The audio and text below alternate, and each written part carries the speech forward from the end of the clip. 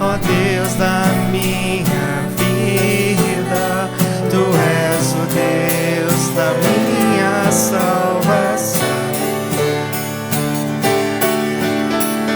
És a minha rocha, a minha segurança, Teus lábios sempre me exaltarão. Aleluia, te louvo, pois sei que sobre todos és Senhor.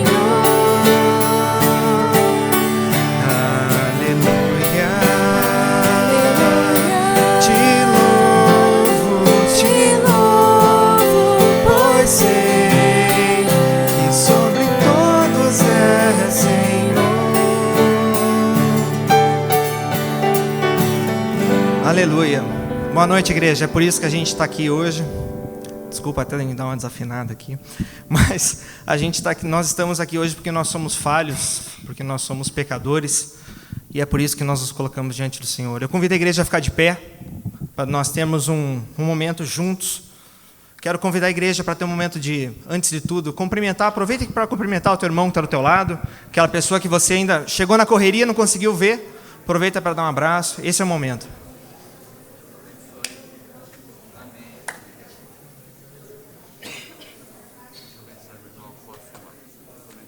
Deus abençoe.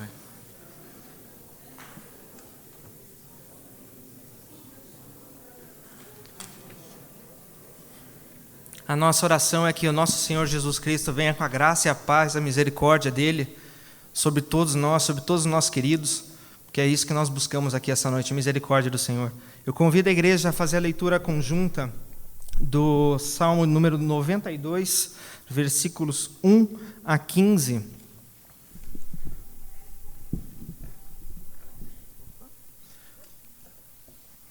Salmo 92, versículos 1 a 15. É difícil hoje. Eu leio o primeiro, a igreja, de forma conjunta, lê o segundo e nós vamos assim por diante. Bom é render graças ao Senhor e cantar louvores a Teu nome, ó Altíssimo. Anunciar de manhã a Tua misericórdia e durante as noites a Tua fidelidade. Com instrumentos de 10 cordas, com saltério e com a solenidade da harpa. Pois me alegraste, Senhor, com os Teus feitos, exultarei nas obras das Tuas mãos. Quão grandes, Senhor, são as Tuas obras, os Teus pensamentos, que profundos.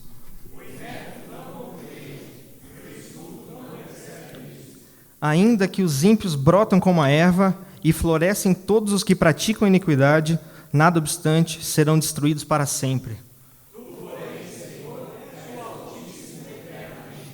Eis que os teus inimigos, Senhor, eis que os teus inimigos perecerão, serão dispersos todos os que praticam a iniquidade.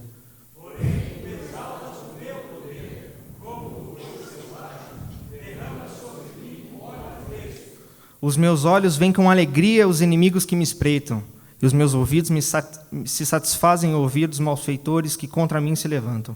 O justo florescerá como a palmeira, crescerá como o cedro do Líbano. Plantados na casa do Senhor, florescerão nos átrios do nosso Deus. Na velhice darão ainda frutos, serão cheios de seiva e de verdura. Juntos, para anunciar que o Senhor é reto, Ele é a minha rocha, e nele não há injustiça. Meu sonho, até travei aqui por um tempo que eu comecei a só meditar isso. Plantados na casa do Senhor, florescerão nos átrios do nosso Deus. Eu acho que esse é o nosso objetivo aqui essa noite. Que nós temos mesmo, possamos ser plantados na casa do Senhor, que o nosso coração frutifique a palavra do Senhor que vem em nós. Ele é a nossa rocha e nele não há injustiça. Nós estamos aqui hoje porque nós admitimos que nós não somos nada. Essa é a verdade. Às vezes quem vem para a igreja por outro motivo, eu não sei o que a gente está buscando aqui quando a gente vem contra outra ideia. Porque Deus é nosso Senhor e nós buscamos a Ele porque nós assumimos que nós somos fracos. Eu sou fraco, eu sou falho e antes de tudo nós nos colocamos aqui. Nos colocamos como pessoas que desejam ter o coração quebrantado pelo Senhor. E é isso que eu convido a igreja para fazer essa noite. Nos clamar pela graça do nosso Senhor, porque quando nós somos fracos, é que somos fortes pela graça de Deus.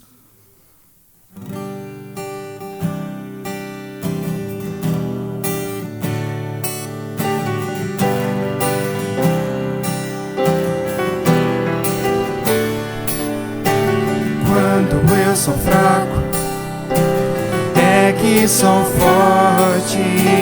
Quando eu sou fraco, é que sou forte. Quando eu sou fraco, é que sou forte. Quando eu sou fraco, é que sou forte. Faz esta oração essa noite. Vamos entregar para o Senhor. Quando eu sou fraco, é que sou forte. Quando eu sou fraco, é que sou forte. Quando eu sou fraco, é que sou forte.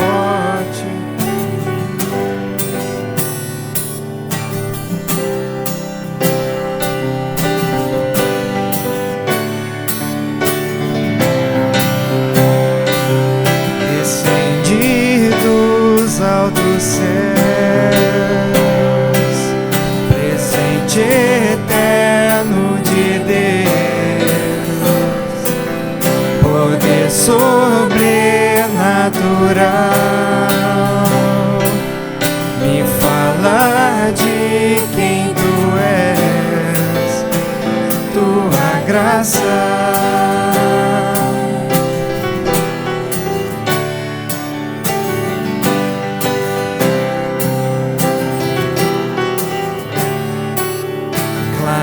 A minha visão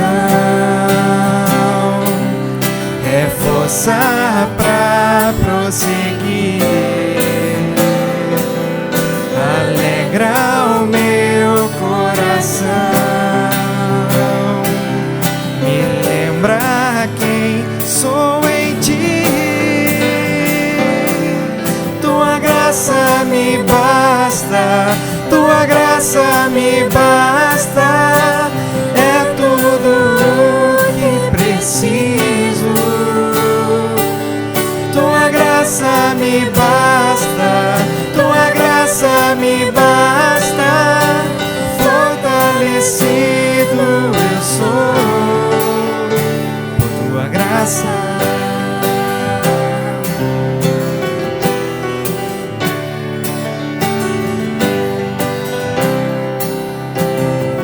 Clareia a minha visão. Clareia a minha visão, é força pra prosseguir, alegra o meu coração, me lembra quem sou em ti. Tua graça me basta, tua graça me basta, é tudo o que preciso. Tua graça me basta, tua graça me basta, fortalecido eu sou por tua graça.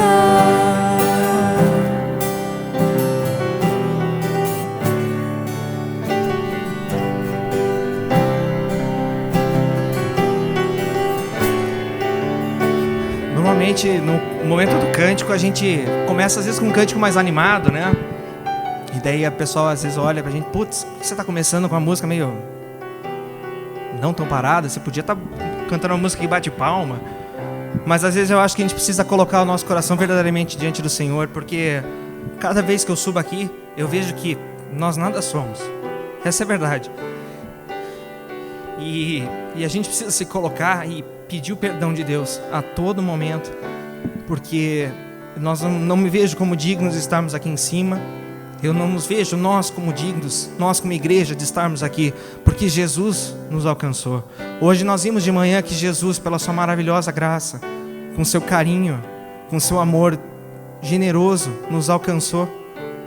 E o que nós fazemos com isso? Às vezes nós vemos, é o que eu costumo dizer, a gente vem aqui e bate ponto. A gente veio aqui para bater ponto, ou a gente veio aqui para nos entregar e nos colocar verdadeiramente diante do Senhor? Essa próxima música que nós vamos cantar, agora sim, é um momento que eu acredito que essa música, Tua Graça, ela nos leva a perceber o quão fracos nós somos. E nós somos verdadeiramente fortes quando estamos com Deus. E essa música que nós vamos cantar agora é Reina em mim, Senhor.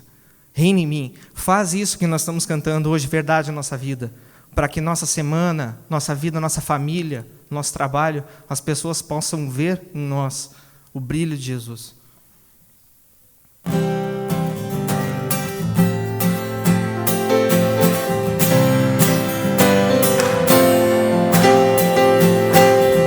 Sobre toda a terra tu és o rei, sobre as montanhas e o pôr do sol. Uma coisa só, meu desejo é: vem reinar de novo em mim, reina em mim, com o teu poder, sobre a escuridão, sobre os sonhos meus. Tu és o Senhor de tudo que sou. Vem reinar em mim, Senhor.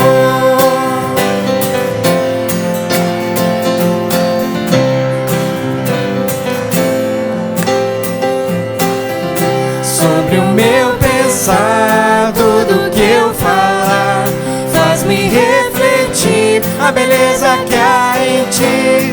Tu és para mim mais que tudo aqui.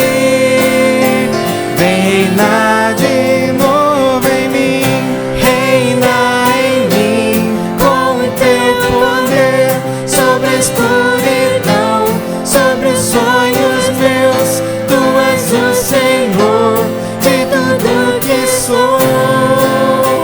Vem reinar em mim, Senhor. Reina em mim, com o teu poder, sobre a escuridão, sobre os sonhos meus. Tu és o Senhor de tudo que sou. Vem reinar em mim, Senhor. Vem reinar em mim, Senhor. Vem reinar em mim, Senhor.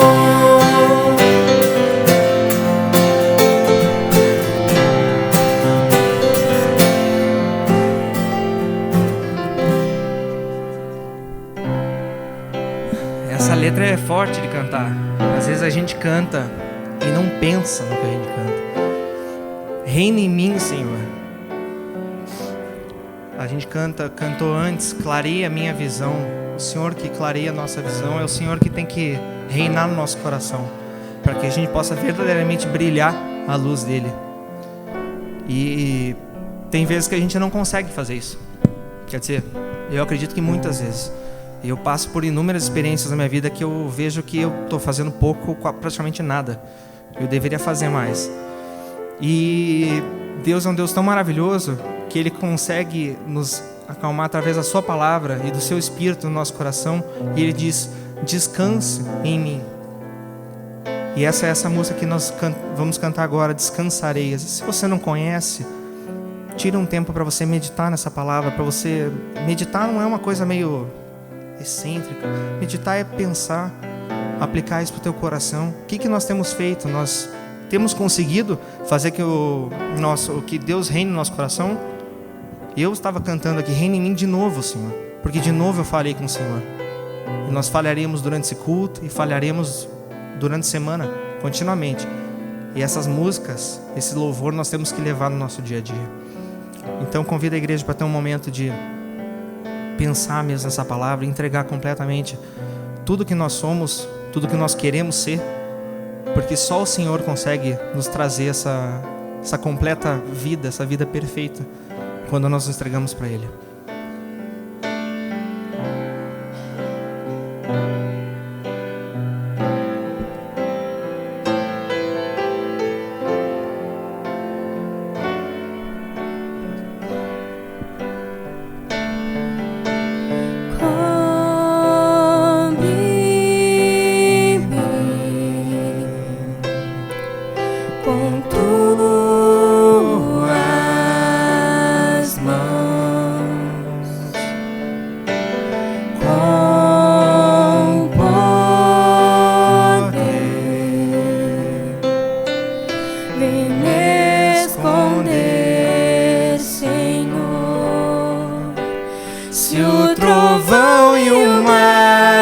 erguendo vem.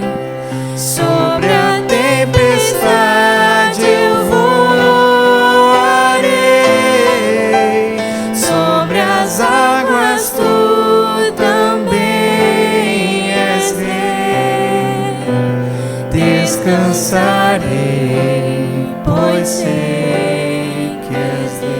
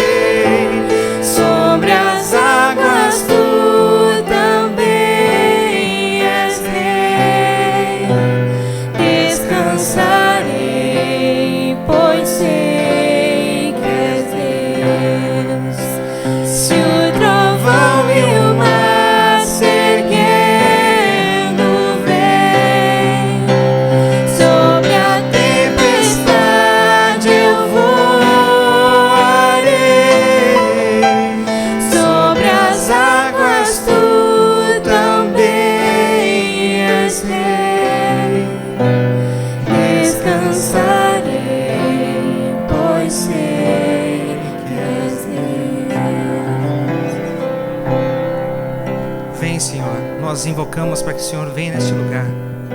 O Senhor que é o Deus de todas as tempestades, o Senhor que é o Deus de tudo que acontece em nossas vidas, o Senhor que é um Deus que caminha sobre as águas e nos faz caminhar sobre as águas tortuosas.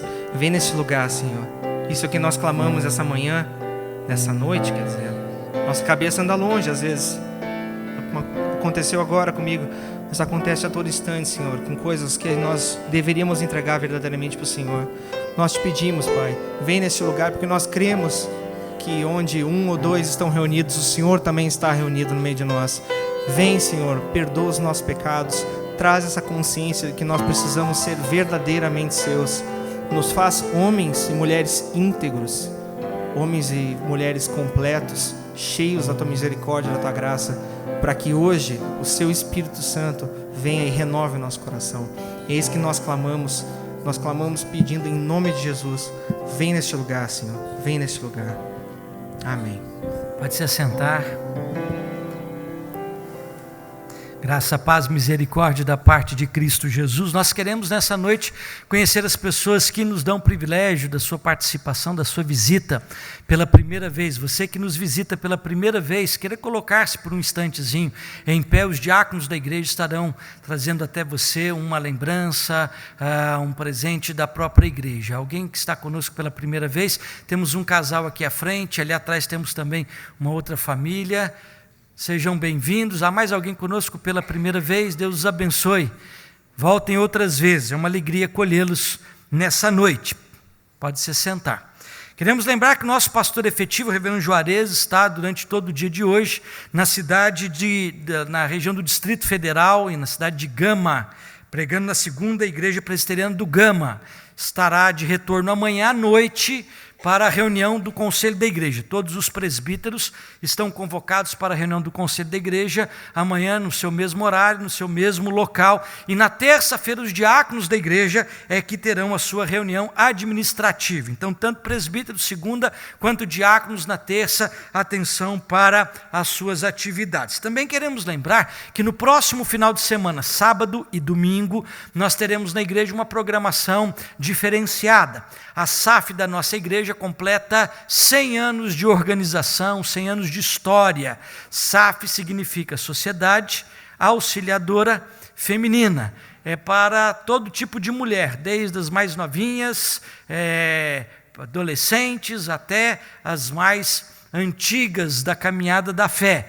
É o trabalho da igreja que abarca todas as mulheres de uma forma geral. Então, nós teremos aí no sábado e no domingo a comemoração do centenário da nossa SAF. Poucas SAFs pelo Brasil possuem essa longevidade, esse período de 100 anos de organização. Também, hoje pela manhã, nós estamos falando sobre um fator, o pastor, inclusive, quem pregou, o reverendo Antônio Máspoli, estava falando dos agregados na igreja, que é o pessoal que está na igreja, mas não faz sua pública profissão de fé, não se torna membro, e no boletim da igreja desse dia, você tem um desafio para aqueles que estão na igreja, mas ainda não se tornaram membros, não se batizaram, não professaram a sua fé. É a classe de novos membros. Hoje teve início na escola dominical a classe de novos membros para a preparação para o batismo e pública profissão de fé. Se você ainda não é membro da igreja, se você ainda não está com a sua situação regularizada,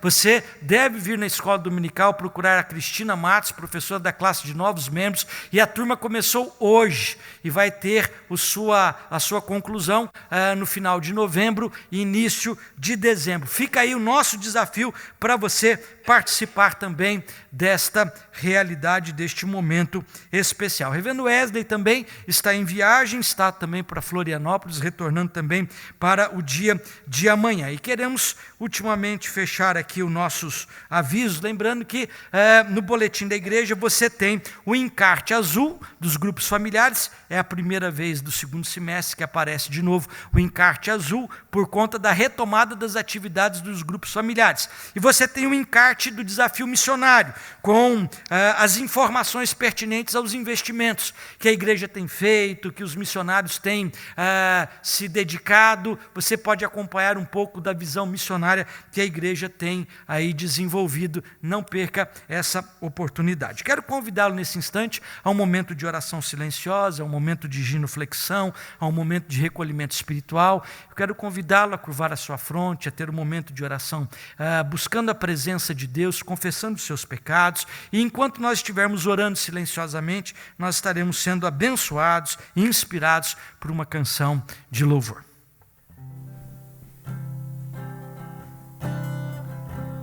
Mestre, eu preciso de um milagre.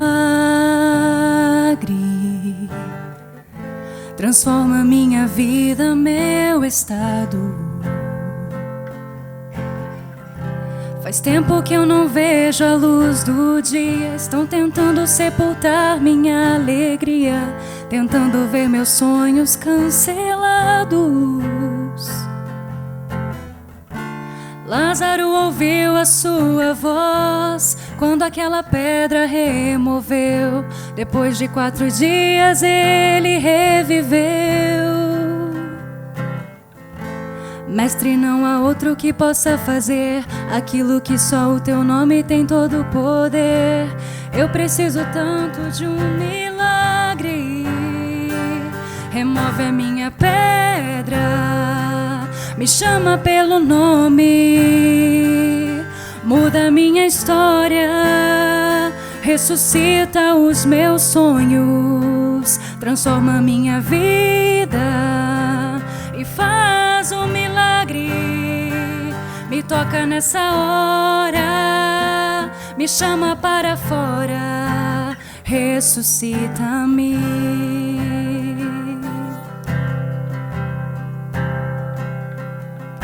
Tu és a própria vida, a força que há em mim.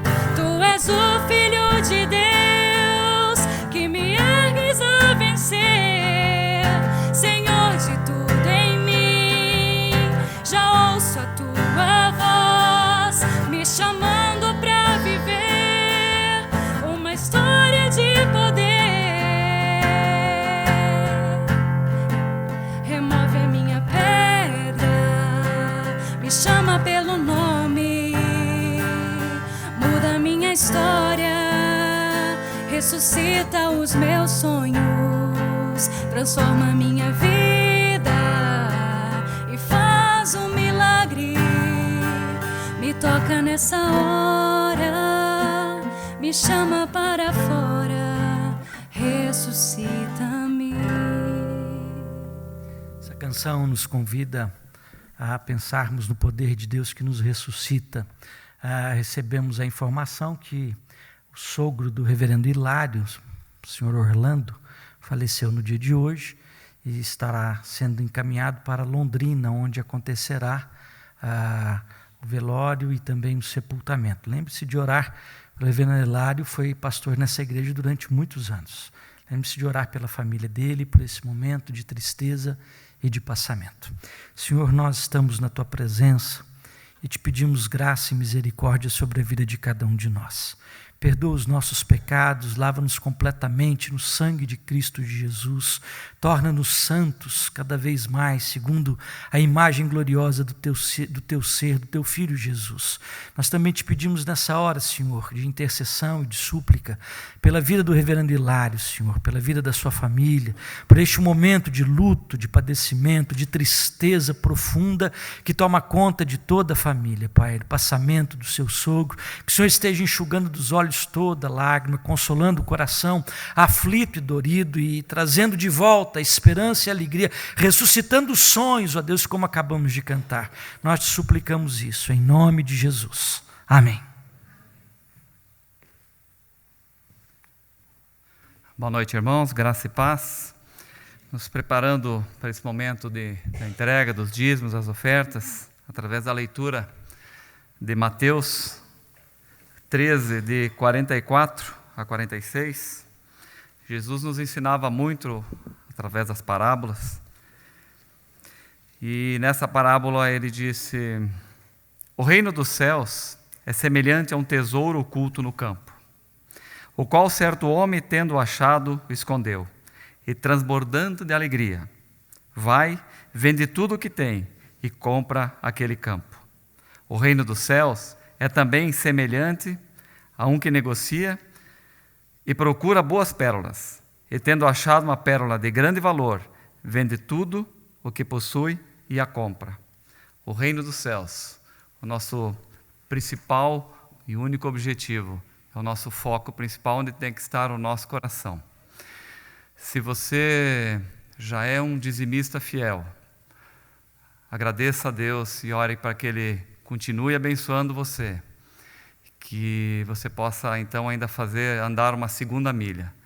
Se você ainda não é um dizimista fiel, Ele está batendo a sua porta, ore para que Ele continue batendo a sua porta e que o seu coração se abra e que você possa participar também, contribuindo através das suas ofertas do reino de Deus.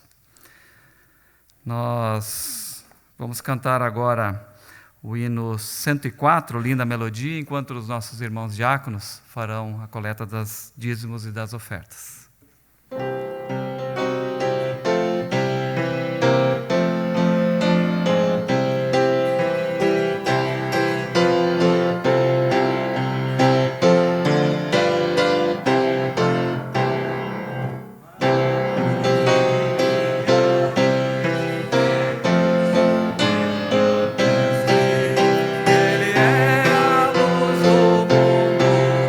A estrela da manhã.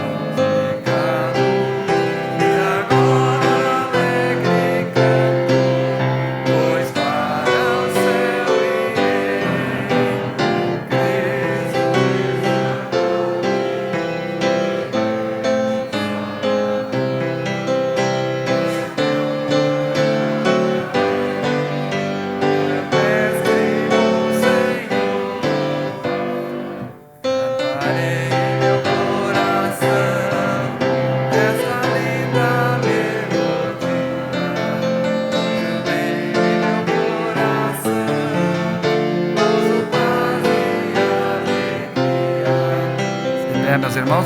As crianças poderão vir à frente também. As crianças.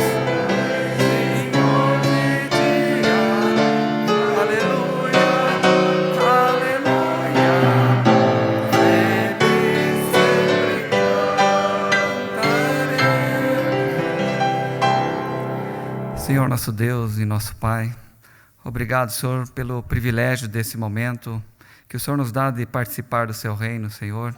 Obrigado, Senhor, por todas as bênçãos que o Senhor tem derramado em nossas vidas, tantas bênçãos, Senhor, incontáveis, e que quando paramos para pensar um pouco, percebemos quão grandioso, tão misericordioso o Senhor é em nossas vidas. Obrigado, Senhor, por cada doação feita nesta hora, cada entrega feita nessa hora, mais do que o valor, o dinheiro, Senhor, é o coração entregue nessa salva, Senhor, porque nós queremos, Senhor, humildemente, fazer parte desta obra, que sabemos que o Senhor poderia fazer sozinho, mas o Senhor nos permite que estejamos junto contigo, construindo e levando o Seu nome, Senhor. Obrigado por esse início de semana, Senhor, esteja com cada um aqui, Senhor, protegendo e abençoando. É a nossa oração, Senhor, em nome do Teu Filho Jesus, o nosso Senhor e nosso Salvador. Amém.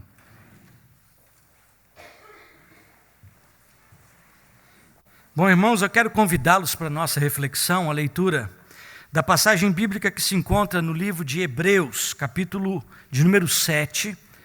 Hebreus, capítulo de número 7, versículos de 1 até 28. Hebreus 7, versos 1 a 28, ou seja, todo o capítulo 7 de Hebreus. Eu gostaria que você tivesse bastante atenção na leitura dessa passagem. Não é um texto fácil, é um texto complicado, mas é um texto que precisa ser exposto para que nós possamos crescer espiritualmente e não sermos enredados em torno de diversas práticas religiosas que mais perto estão de um sincretismo religioso do que propriamente do evangelho da supremacia de Cristo. Então, nós vamos fazer a leitura responsiva. Eu quero pedir que, mesmo assentado como você está, porém com reverência e atenção, preste bastante atenção, não tenha pressa na leitura, mas vamos estar atentos àquilo que você e eu estaremos lendo neste momento. Hebreus capítulo de número 7.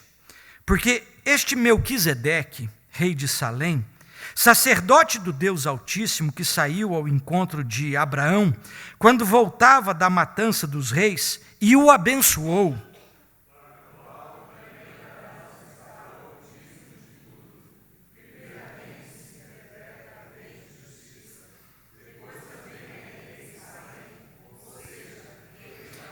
Sem pai, sem mãe, sem genealogia, que não teve princípio de dias, nem fim de existência, entretanto feito semelhante ao Filho de Deus, permanece sacerdote perpetuamente.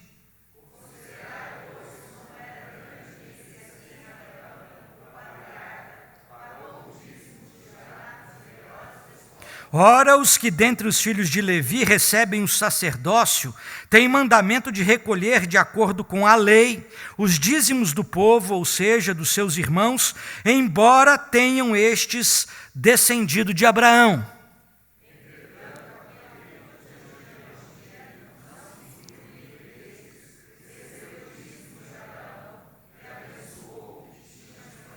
Evidentemente, é fora de qualquer dúvida que o inferior é abençoado pelo superior.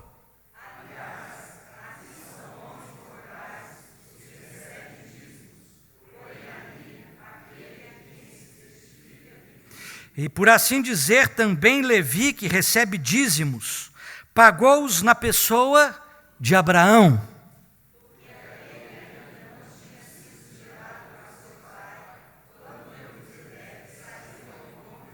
Se, portanto, a perfeição houvera sido mediante o sacerdócio levítico, pois nele baseado o povo recebeu a lei, que necessidade haveria ainda de que se levantasse outro sacerdote, segundo a ordem de Melquisedeque, e que não fosse contado segundo a ordem de Arão?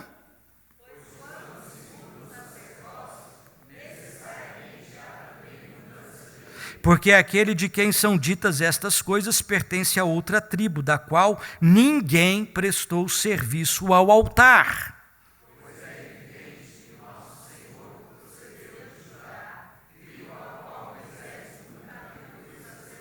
E isto é ainda muito mais evidente quando, à semelhança de Melquisedeque, se levanta outro sacerdote.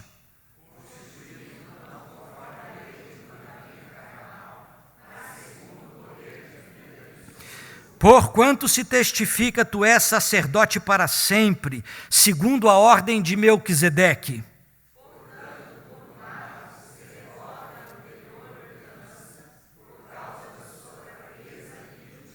Pois a lei nunca aperfeiçoou coisa alguma.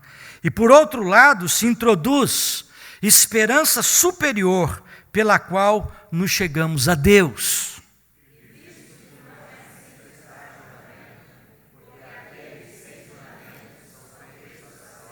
Mas este conjuramento por aquele que lhe disse: o Senhor jurou e não se arrependerá, tu és sacerdote para sempre.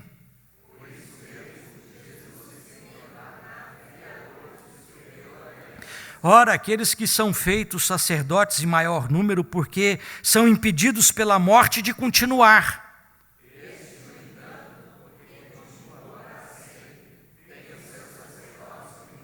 Por isso também pode salvar totalmente os que por ele se chegam a Deus, vivendo sempre para interceder por eles.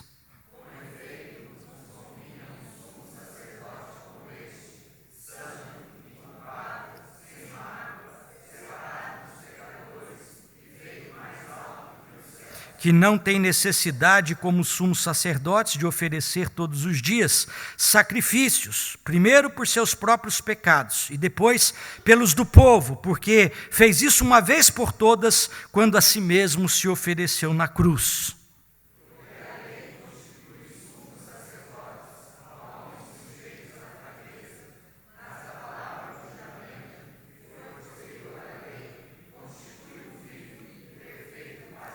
Nós estamos diante da Tua palavra. Aprove ao Senhor trazer a lume esse texto através da inspiração a um escritor sacro e aprove ao Senhor conservar este texto para a edificação da Tua igreja.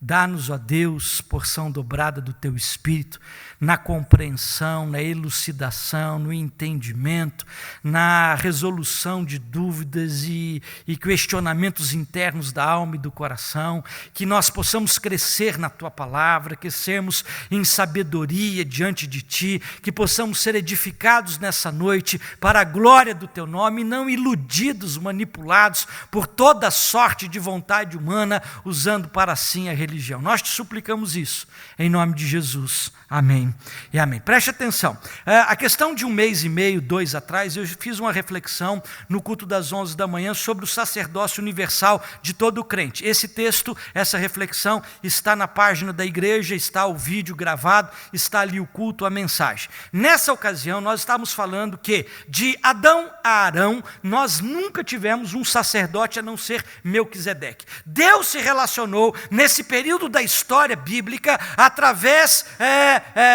da sua misericórdia com o ser humano, sem a necessidade de um sacerdote.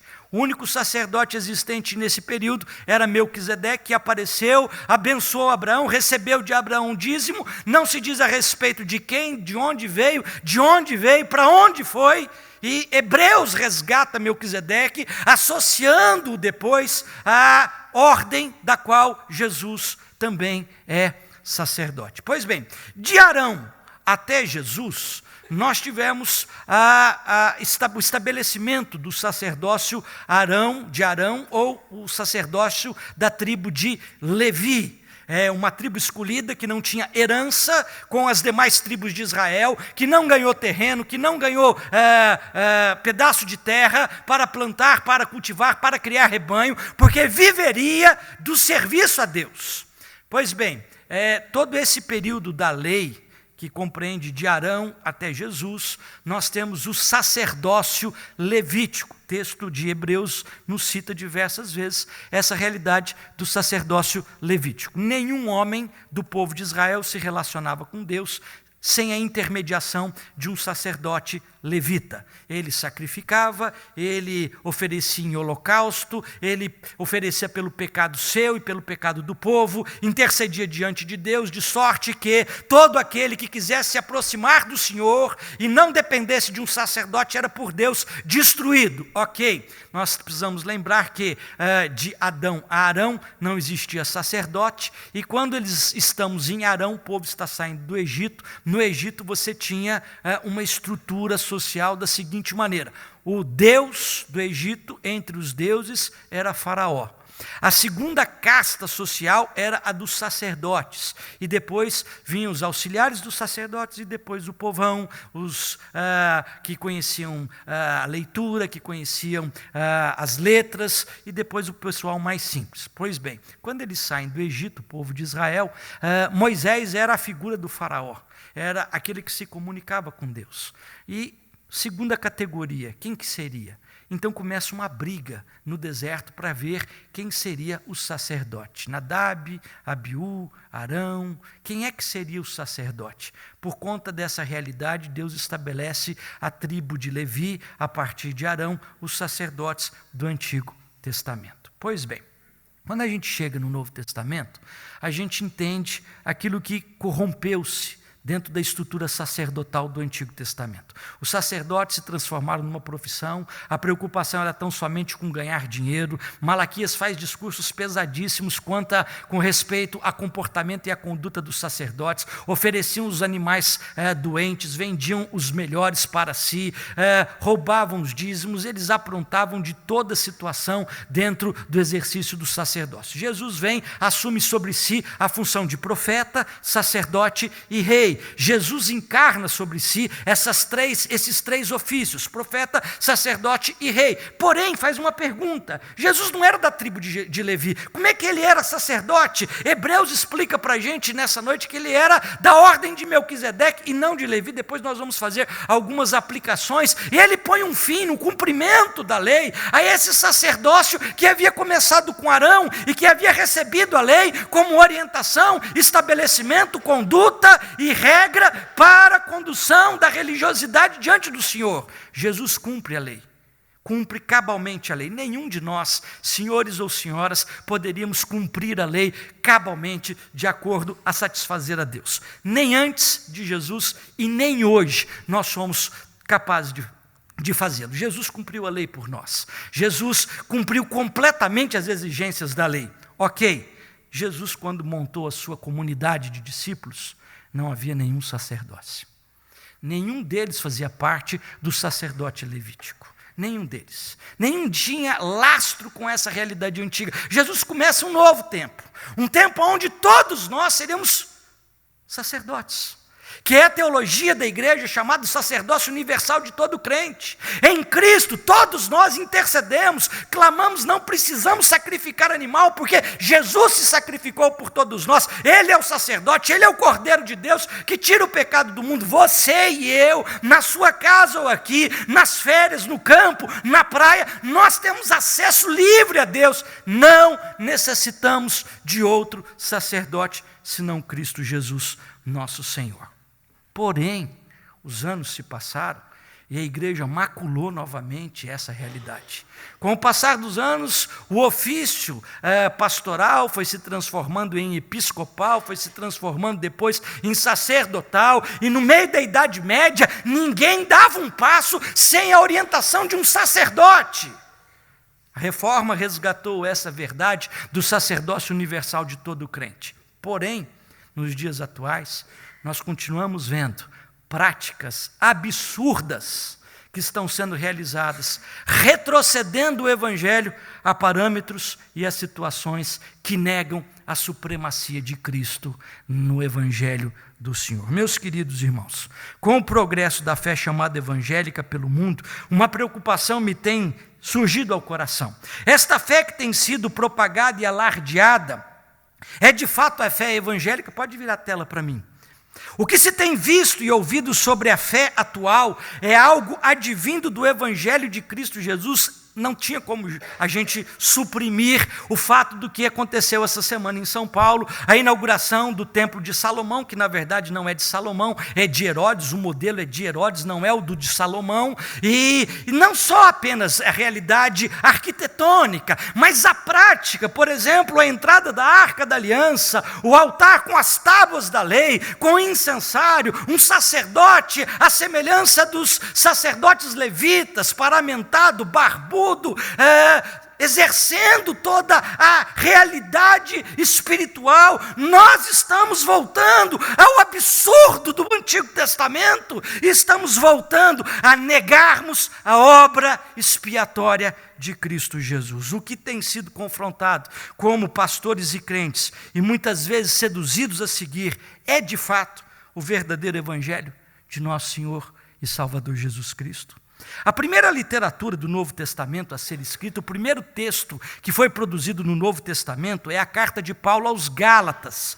Grave isso, esse é o primeiro texto do Novo Testamento, aproximadamente 55 a 60 depois de Cristo. Essa carta foi a página de abertura dos escritos bíblicos no Novo Testamento. E o que é que essa carta trata? Paulo começa esse seu escrito inaugural, escrevendo a uma igreja cristã que nos seus primeiros dias era conhecida como uma igreja que vivia a difusão e a expansão evangelística do evangelho. Vide Atos dos Apóstolos, a igreja pregava, convertidos 3.000, convertidos 5.000, a igreja dobrava, multiplicava, crescia. A esta igreja cristã, dinâmica, evangelística, Paulo escreve a região da Galácia, dizendo: admira-me que estejais passando tão depressa daquele que vos chamou na graça de Cristo para outro evangelho. Vamos ler juntos? O qual não é outro senão...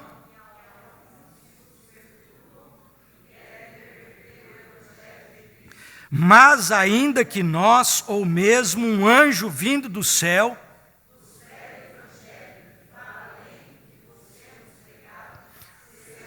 curioso isso. A igreja estava crescendo. Atos mostra uma igreja dinâmica, triunfante, uma igreja evangelística, uma igreja que expandia para todo canto. E Paulo escreve a sua primeira carta no Novo Testamento, o primeiro texto do Novo Testamento, fazendo-nos lembrar que nem sempre aquilo que estava se expandindo de maneira tão alastrada significava o evangelho de Cristo. Admira-me que estejais passando tão depressa daquele que vos chamou na graça de Cristo para outro evangelho. O cerne do problema que gerou essa primeira carta neotestamentária era o fato do crescimento exponencial, e os cristãos da região da Galácia estavam retrocedendo a padrões, costumes e comportamentos que eram alheios ao evangelho de Cristo. Isto é, aquelas igrejas estavam vivendo um evangelho que nada mais era do que um sincretismo religioso. Era uma associação das práticas religiosas do Antigo Testamento com a novidade que estava sendo anunciada a partir de Cristo no Novo Testamento. Sincretismo religioso. Pode virar a página para a gente. Sincretismo religioso no dicionário significa um fenômeno que consiste na absorção de influências de um sistema de crenças por outro. É um fenômeno que consiste na absorção de influências de um sistema de crenças por outro. No texto de Gálatas, nós temos a base da lei judaica com o evangelho da graça de Cristo Jesus. Você não sabia o que era judaísmo e o que era cristianismo. Mas, meus queridos, isso não aconteceu só naquela época. Até hoje vemos instituições, comunidades, oradores convocando as pessoas a se associarem a este sincretismo religioso que, em última análise, revela a inexistência, a nulidade da supremacia de Cristo. O fazem como novidade, sem se atentarem para o fato que não é novidade. Isso, em última análise, é um erro remoto, se não o erro inaugural da igreja da Galácia. No evangelho apregoado hoje, temos o mesmo erro com algumas roupagens, com alguns trajes diferentes. Por exemplo, pastores que necessitam se sacrificar pelos seus fiéis, com jejum, subidas aos montes, penitências, autopenitências, pois talvez o sacrifício de Cristo não tenha sido eficaz. Muitos dizem nos seus púlpitos: agora eu vou jejuar 2 dias para que o seu pedido seja atendido por Deus, e Deus vai ouvir as minhas orações e vai conceder a sua bênção porque eu vou jejuar 2 dias. Deixa eu dizer uma coisa para você: se Deus não te ouve por causa de Jesus, não vai te ouvir por conta de líder humano nenhum. Presta atenção, acorda um pouquinho dessa realidade, deixa de ser conduzido por uma cegueira espiritual. Se Deus não te ouve no seu Filho Cristo Jesus, não será autopenitência, autoflagelação de quem quer que seja que fará Deus te ouvir. Segundo, são denominações reconstruindo templos salomônicos, talvez para ressuscitar as práticas da fé dos ancestrais judaicos. Quem sabe daqui a pouco teremos até oferendas de animais dentro dos cultos evangélicos, numa clara alusão de que a obra de Cristo não é a base deste evangelho que tem sido pregado nos dias atuais. O resgate dos templos passados nega a obra de Deus no presente, pois em Cristo nós não precisamos ressuscitar templos salomônicos, porque o templo maior somos nós. Nós somos o santuário da habitação do Espírito Santo de Deus. Dogmas sacralizados, baseados na manipulação emocional de que os condicionantes do pacto de Deus com Israel no Antigo Testamento continuam como base de bênção e maldição nos dias atuais. Gente que vai para casa aterrorizada por púlpitos que usam dessa base do Antigo Testamento como manipulação emocional, já que bênção e maldição dentro daquilo que você pode fazer, meu irmão. Condicionante para Israel era obediência, vida. Desobediência, morte. Obediência a quê? A lei.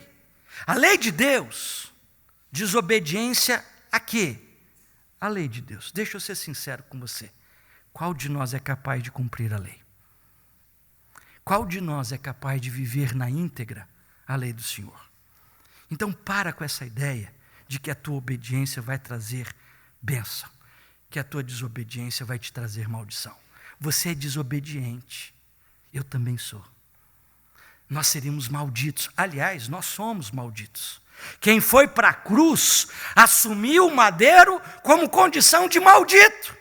Ele se fez maldito de Deus para que nós nos tornássemos benditos. Veja que a partir do momento que esses 3 fatores associados estão presentes na religião dita cristã dos nossos dias, a nossa religião que vive isso não é cristã. Não é cristã, é pós-cristã. É prática qualquer, mas não é cristianismo. Nós estamos iludidos, nós estamos sendo enredados por todo tipo de filosofia, quer seja veterotestamentária, quer seja filosofia humana terreal, mas nós não estamos vivendo o evangelho da supremacia de Cristo. Isso me assusta, porque às vezes nós gastamos muito tempo dentro do templo para vivermos um evangelho que não é aquele que agrada a Jesus. Porque estamos dependendo de condicionantes que não são aqueles condicionantes que glorificam a Deus, que enaltecem e exaltam a pessoa de Cristo Jesus, senão as nossas práticas, as nossas obras, nos condicionantes, nos ritos da lei do Antigo Testamento. Pois bem, volte os seus olhos comigo para Hebreus. Por que eu fiz essa introdução? Eu quero que você entenda o texto bíblico. A Epístola aos Hebreus deveria ser mais estudada por todos nós. Não é. Este é um dos livros mais negligenciados no Novo Testamento. E por tratar da exposição do evangelho ante a fé judaica, nós achamos que não tem mais valor, que isso ficou lá para trás. Isso tinha sentido para aquele povo que ainda estava bastante arraigado aos padrões, às culturas e à realidade da religiosidade judaica. Então não nos interessamos por estudá-lo como convém. Porém, preste atenção nisso.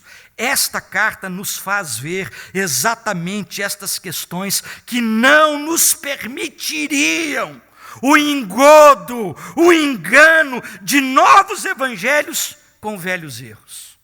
O esboço da Epístola aos Hebreus pode ser apresentado da seguinte forma. Primeiro, a superioridade universal e infinita de Jesus, o Cristo.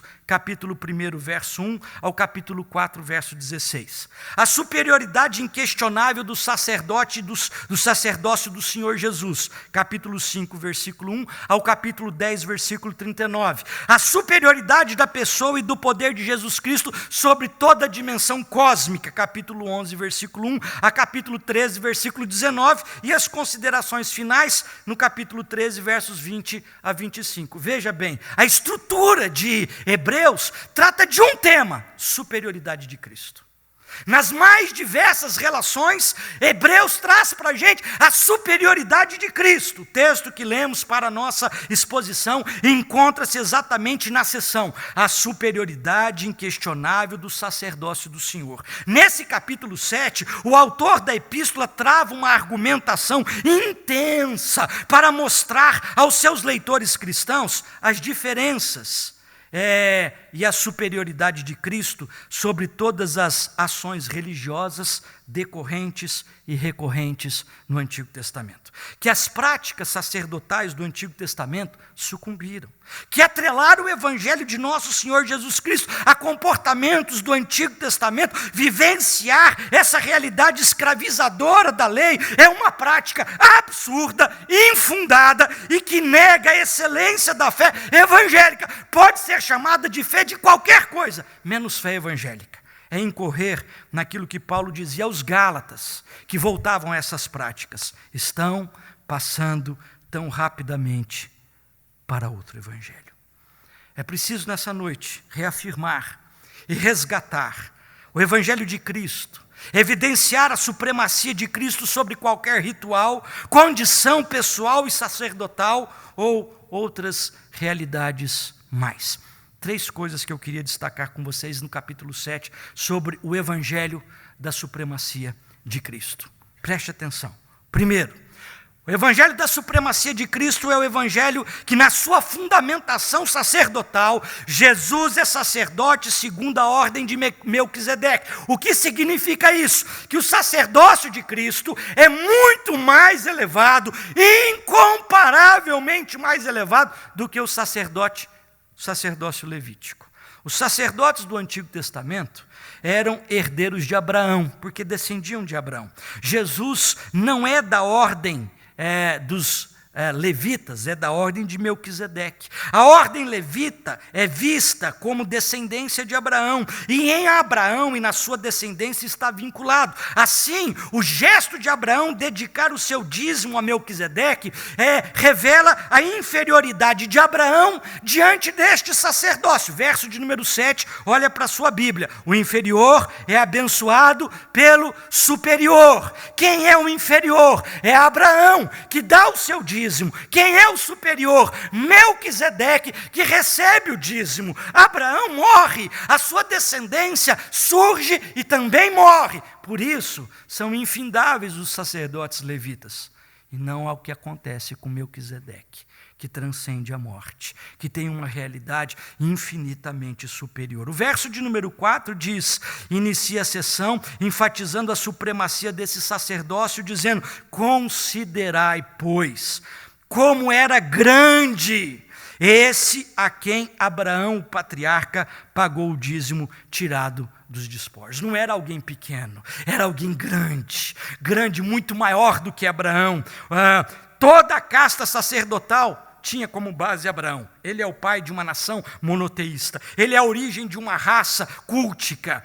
O sacerdócio do Antigo Testamento descendia de Abraão por intermédio de Arão e da tribo de Levi, que é filho lá na realidade de Israel.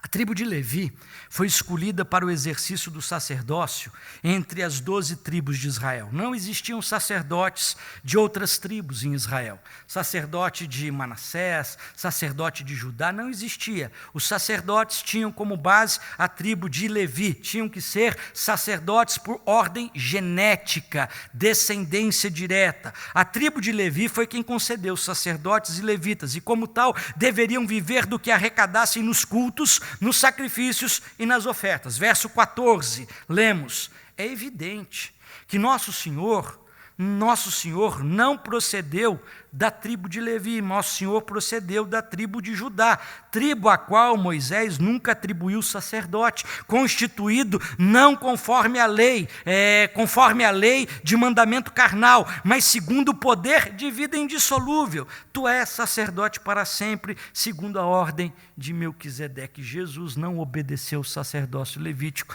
estabelecido pela lei. Verso 22, continua dizendo: por isso mesmo, Jesus tem se tornado fiador de superior aliança.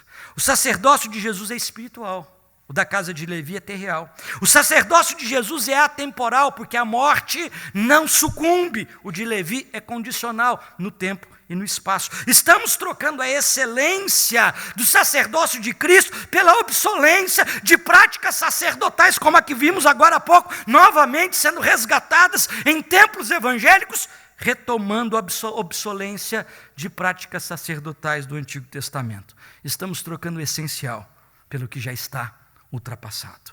O que isso quer dizer? Quer dizer que o evangelho que temos visto ser anunciado em muitos lugares é um evangelho reduzido, esvaziado da grandiosidade e da supremacia de Cristo, substituído por um evangelho centrado nas pessoas, no sacerdócio humano, de ordenanças temporais que já foram revogadas. Preste atenção no verso 18, olha para a sua Bíblia, verso 18 do capítulo 7, o que o autor de Hebreus fala nesse versículo 18: por causa da sua fraqueza e inutilidade se revoga a ordenança anterior. Você acordou para isso?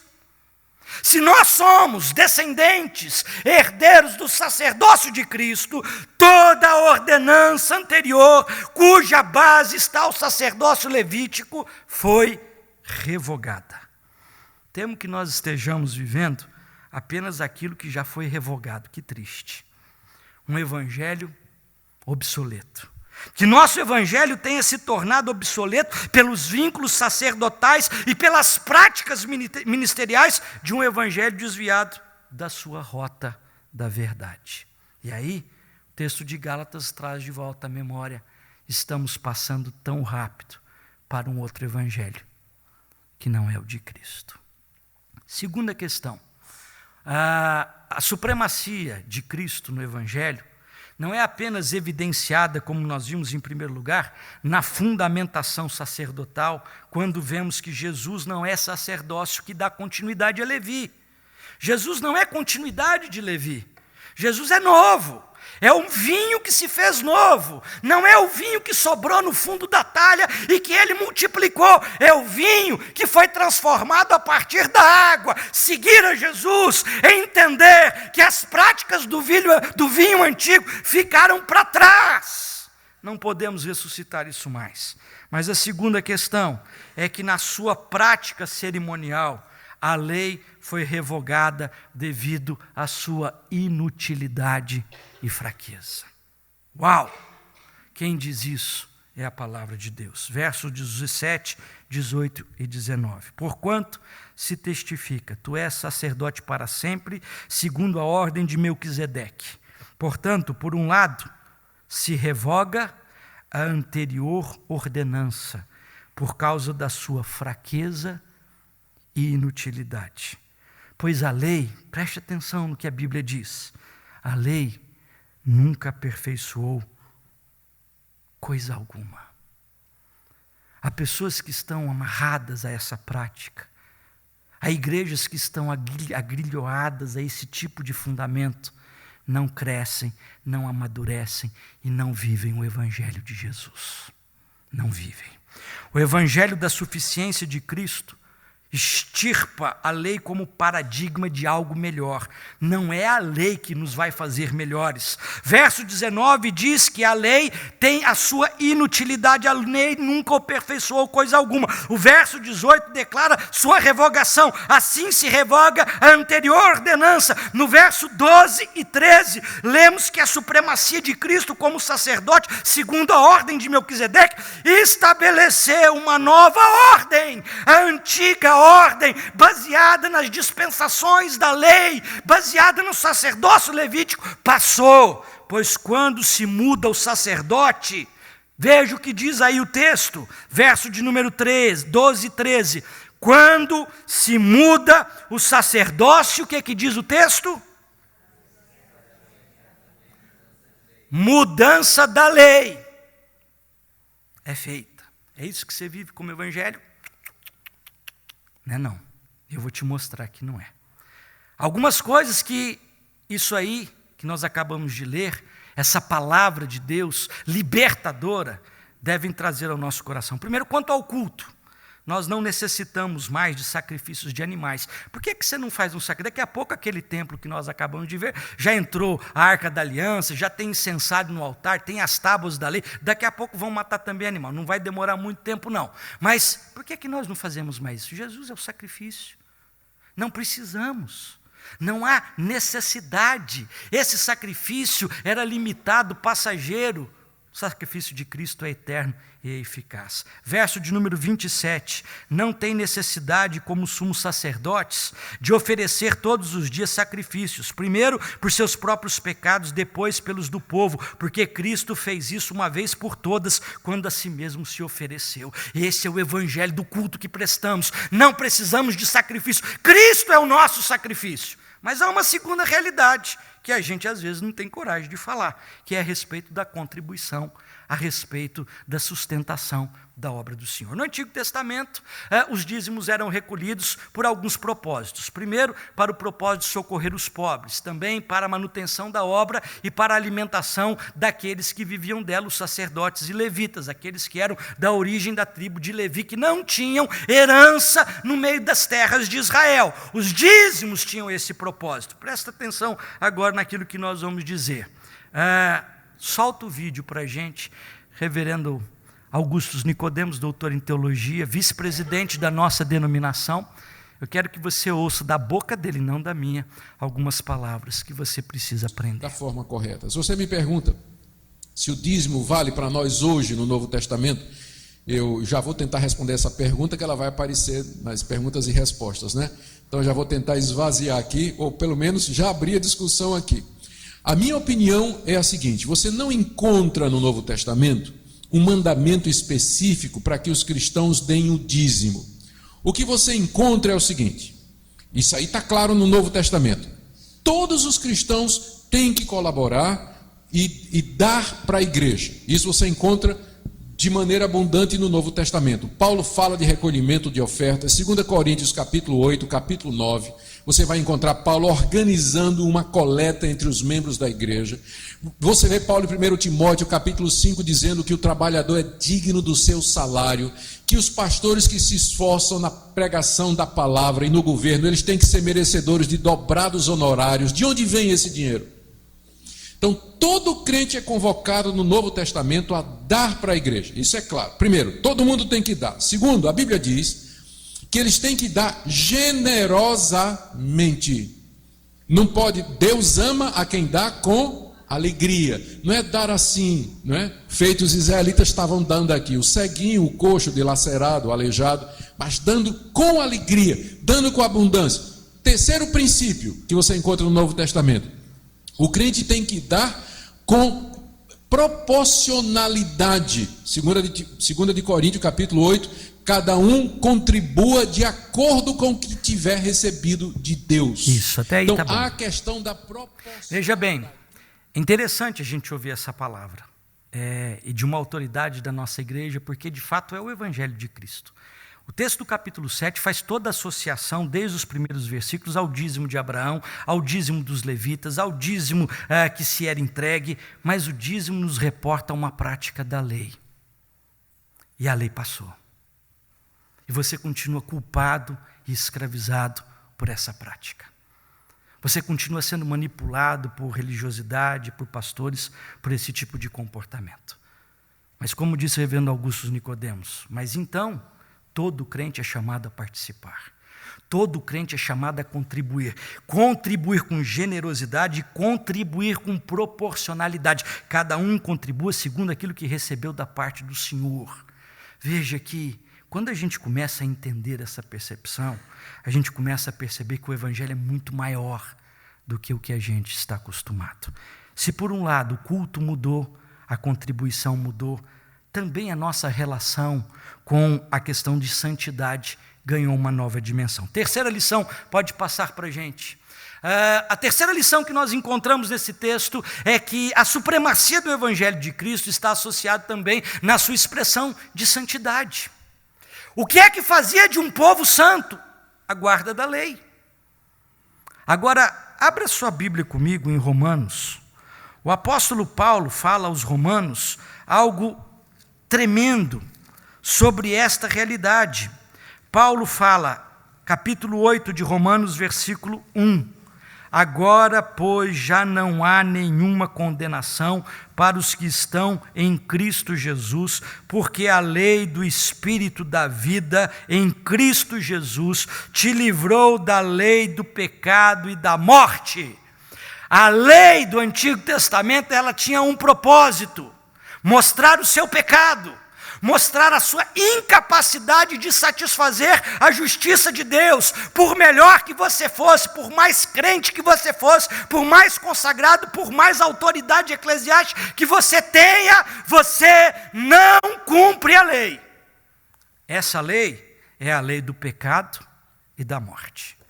Baseado nessa lei, você é condenado, porque você não cumpre a lei, em nenhum aspecto. Ah, pastor, eu nunca matei, eu nunca roubei, eu nunca defraudei ninguém.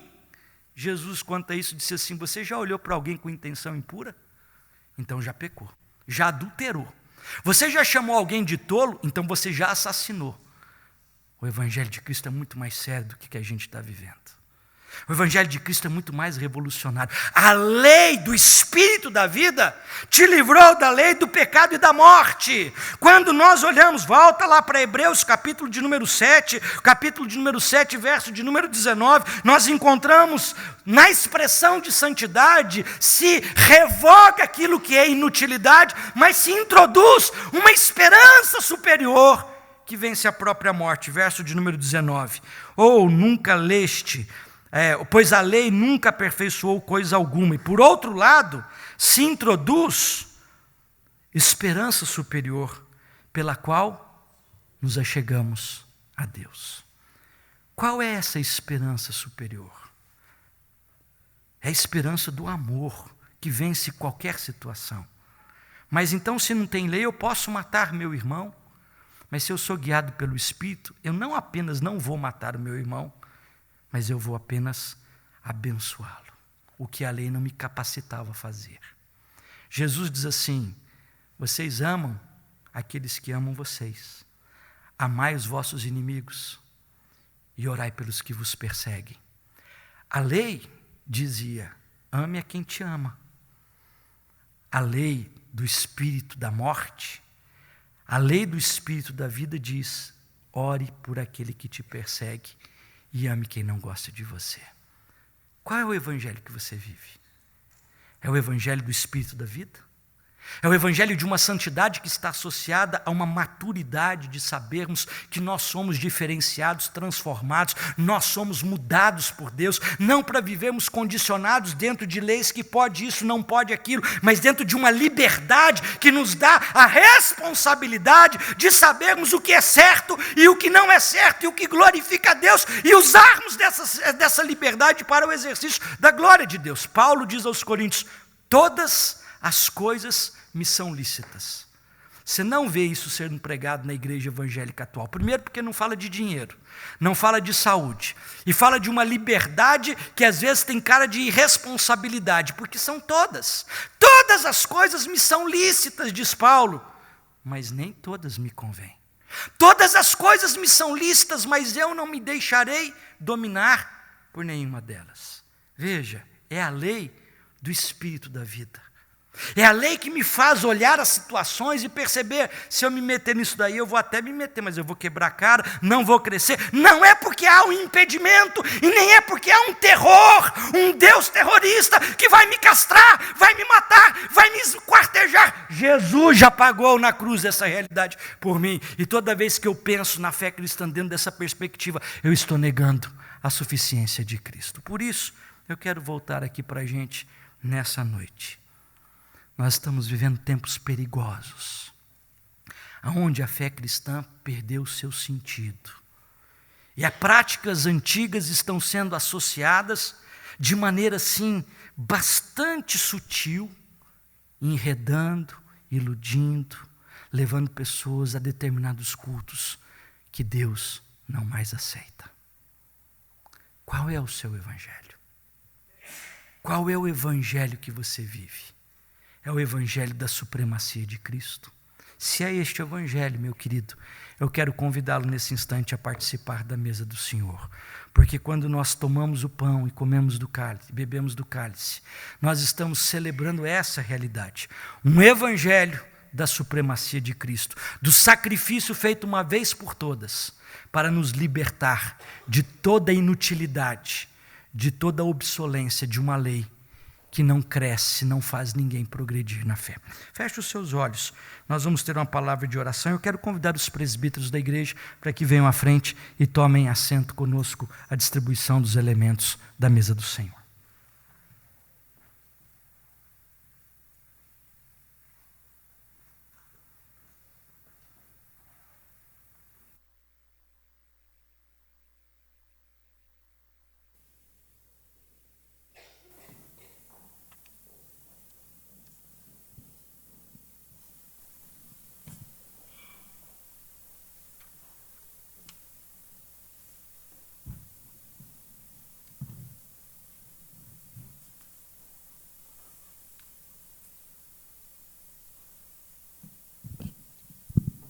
Nós vamos ter um momento de oração, consagrando estes elementos para o exercício desse sacramento. O pão não deixará de ser pão, e o cálice não se transformará em sangue de Jesus. Pão é pão, o cálice é cálice. Serão elementos que estarão sendo distribuídos em memória do Senhor, num aspecto memorial e num aspecto também espiritual de crescimento na vida de cada um de nós. Por isso, feche seus olhos, vamos consagrá-los nesse momento. Pai, nós estamos em torno da Tua mesa, o Teu Evangelho nos liberta da cegueira espiritual, nos liberta dos grilhões religiosos, nos liberta, Senhor, de toda a artimanha que Satanás tem usado e levado para, ó Deus, fazer com que, ó Deus, a fé perca o seu sentido nos dias atuais. Nós queremos, ó Deus, reafirmar a supremacia de Cristo, o sacrifício de Jesus, a obra vicária, o sacerdócio de Jesus, da ordem de Melquisedeque, que transcende qualquer outra realidade e que nos lega nessa hora a autoridade de participarmos desta mesa em memória dele, do sacrifício dele, sacrifício feito uma vez por todas, sacrifício que nos leva ao Pai, ordem superior, realidade incomparável à anterior. Por isso, ó Deus, nós nos quedamos, reconhecemos a Tua obra, ó Deus, agradecemos em culto, ó Deus, aquilo que o Senhor tem feito e consagramos a Ti, não apenas o que temos, mas também o que somos, para a glória do Teu nome. Ó Deus, que estes elementos sirvam de alimento espiritual para a nossa fé, o nosso amor e a nossa salvação cada vez mais. Em nome de Jesus é que oramos. Amém. O Senhor Jesus, na noite em que foi traído, tomou o pão. E tendo dado graças, como fizemos, partiu e deu aos seus discípulos, dizendo: tomai e comei dele todos em memória de mim. Este é o meu corpo que é dado por vós. João, no seu Evangelho, no capítulo 6, diz: esta é a verdadeira comida, esta é a verdadeira bebida. Quem não come do meu corpo e não bebe do meu sangue, não tem herança comigo, não tem participação comigo. Por isso, você que é membro desta igreja, você que fez a sua pública profissão de fé, o seu batismo, você que é membro de uma igreja evangélica, onde você está em plena comunhão, você é convidado a participar. Essa não é uma mesa da igreja presbiteriana, é a mesa do povo de Deus. Quem ofereceu-se em sacrifício foi Jesus Cristo, o Senhor da igreja, e por isso nós gostaríamos que você participasse conosco. Tomai e comei, disse o Senhor, fazer isso em memória de mim.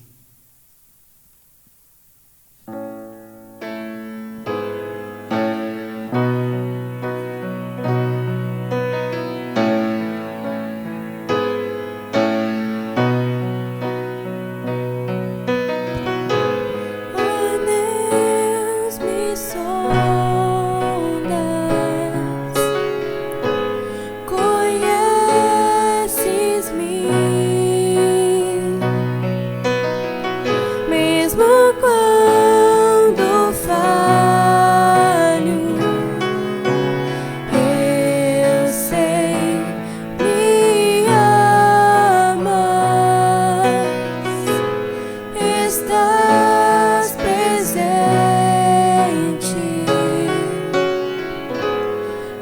me cercar em todo tempo. Eu sei, me amas. Eu sei, me amas.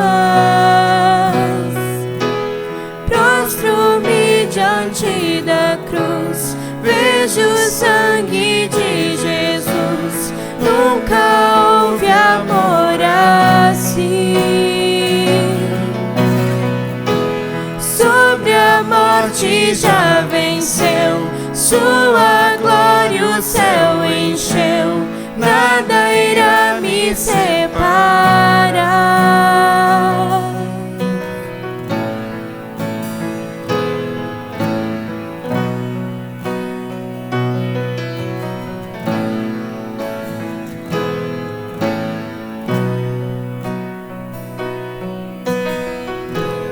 Tu és meu guia,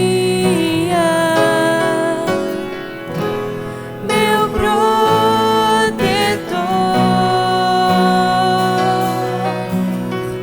Tua mão me firma. Eu sei, me amas. Eu sei, me amas. Prostro-me diante da cruz, vejo o sangue de Jesus. Nunca houve amor assim. Sobre a morte já venceu, sua glória o céu encheu. Nada irá me separar.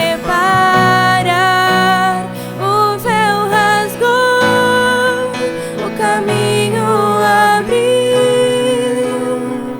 Tudo consumado está. O véu rasgou, O caminho abriu. Tudo consumado está. Alguém foi omitido involuntariamente na distribuição do pão? Queira erguer uma de suas mãos e será prontamente atendido.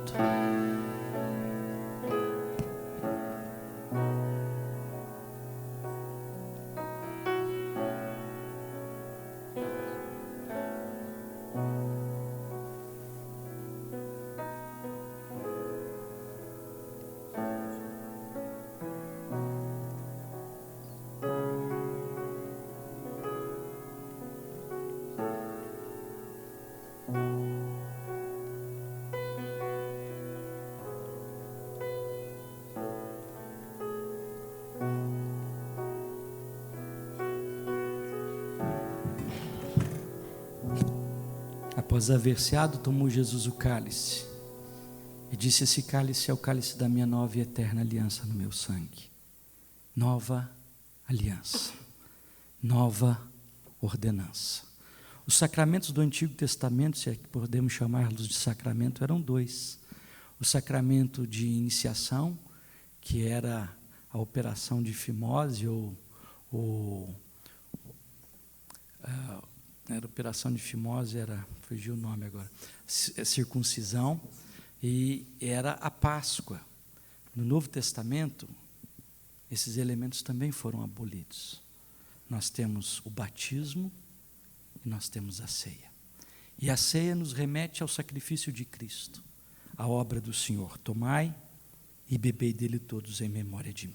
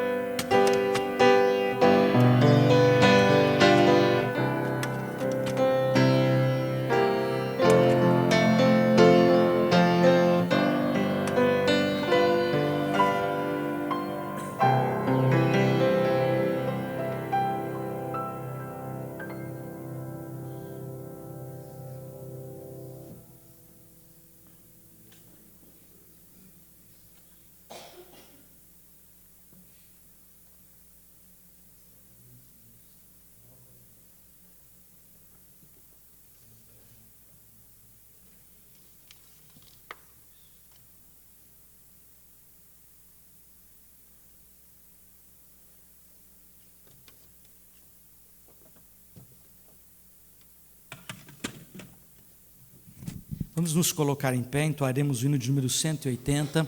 Ao final do hino nós receberemos a bênção, oraremos juntos a oração do Pai Nosso. E antes de você se retirar, nós temos um café comunitário, um momento gostoso de comunhão, de confraternização. Não vá embora, participe conosco aqui no nosso salão social.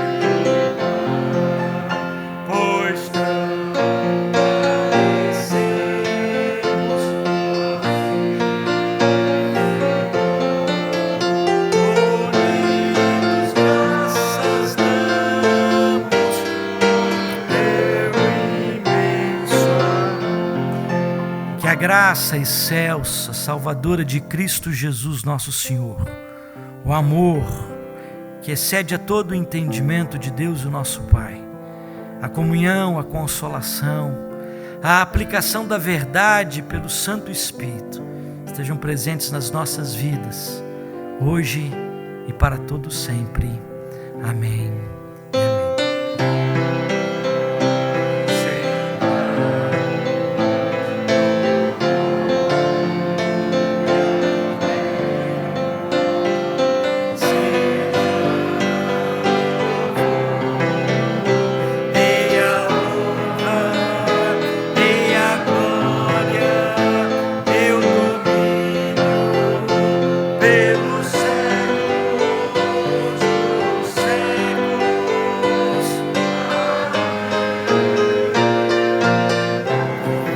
Boa semana para você, um bom novo mês de agosto. Deus te abençoe. Venha tomar um cafezinho com a gente. Fique com Deus.